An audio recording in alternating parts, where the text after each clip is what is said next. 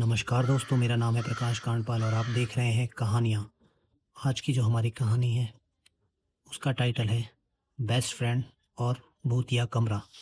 तो चलिए शुरू करते हैं आज की कहानी। दो बेस्ट फ्रेंड थी जिनका नाम था रिया और प्रिया। दोनों एक कॉलेज में पढ़ा करती थी।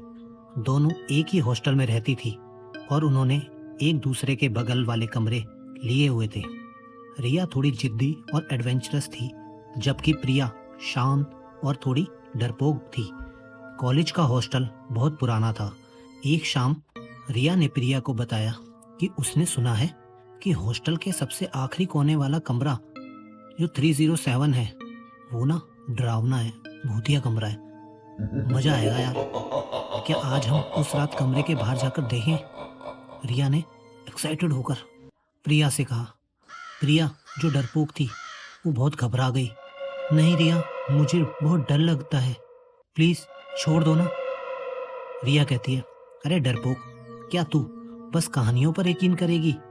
हमें सच जानना चाहिए। रिया ने उसे बहुत बोलकर मना लिया। फिर क्या होता है, जब रात होती है ना, आधी रात हो जाती है, बिल्कुल सन्नाटा होता है और पूरा हॉस्टल शांत हो चुका होता है। रिया और प्रिया चुपचाप से दबे कदमों से कमरा नंबर 307 के पास पहुंचती है। जो वो कमरा नंबर 307 होता है ना, वो बाहर से बंद था और उस पर धूल की मोटी परत जमी हुई होती है। रिया हिम्मत करके दरवाजे को छूती है। तभी अचानक से उन्हें अंदर से गुनगुनाने की हल्की सी आवाज सुनाई देती है। तभी क्या होता है, प्रिया बिल्कुल सकपका जाती है, उसका रंग उड़ जाता है। बोलती है, चलो चलो रिया चलो, यहाँ सच में कुछ भूतिया है। रिया कहती है, "रुक।" आवाज एक पुराने उदास लोरी की तरह थी। रिया ने दरवाजे के छेद से अंदर झांकने की कोशिश करती है, लेकिन अंदर इतना घना अंधेरा होता है, उन्हें उसके अंदर कुछ नजर ही नहीं आता। फिर क्या करती है, रिया दरवाजे से कान लगाती है। गुनगुनाने की जो आवाज थी ना, जो अंदर लोरी की सी आवाज आ रही होती है, वो अचानक दरवाजे के ठीक दूसरी तरफ बहुत तेज हो जाती है। उन्हें ऐसा लगता है जैसे कोई ठीक उनके सामने खड़ा होकर गा रहा हो। प्रिया ने डर के मारे रिया का हाथ पकड़ लिया। तभी उन्हें कमरे के निचले हिस्से से, दरवाजे के नीचे जो पतला सा गैप होता है ना, एक काली परछाई फिसलती हुई उनकी तरफ आती है, जो दोनों के, रिया और प्रिया के पैरों के पास से होकर उनके पीछे अंधेरे कॉरिडोर में गायब हो जाती है।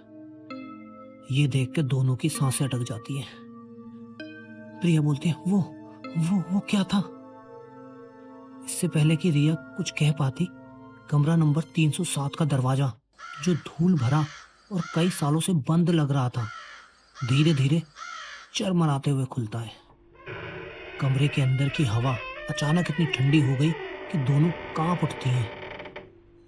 उन्होंने अंदर देखा, कमरे के बीचों बीच एक पुरानी गंदी गुड़िया जमीन पर बैठी हुई थी और फिर गुड़िया का सिर धीरे से घूमकर उनकी तरफ हुआ। कमरे के कोने में दीवार पर खरोंच कर लिखा हुआ था, तुम दोनों बहुत अच्छी दोस्त हो ना, क्या तुम हमेशा साथ रहोगी? और तभी गुड़िया ने उसी गुनगुनाने वाली पुरानी आवाज में कहा, आज से तुम मेरे साथ रहोगी हमेशा के लिए। रिया और प्रिया ने एक दूसरे को देखा।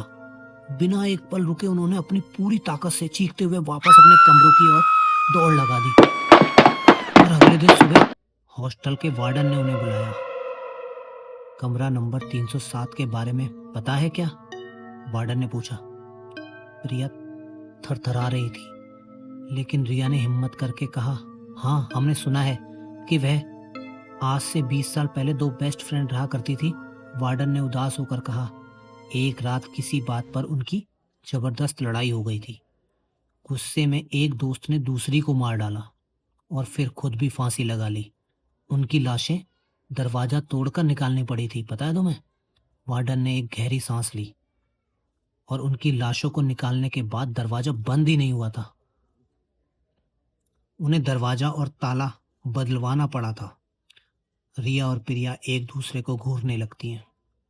कल रात उन्होंने जिस कमरे का दरवाजा चरमराते हुए खुलते हुए देखा था, वह तो सालों से बंद था।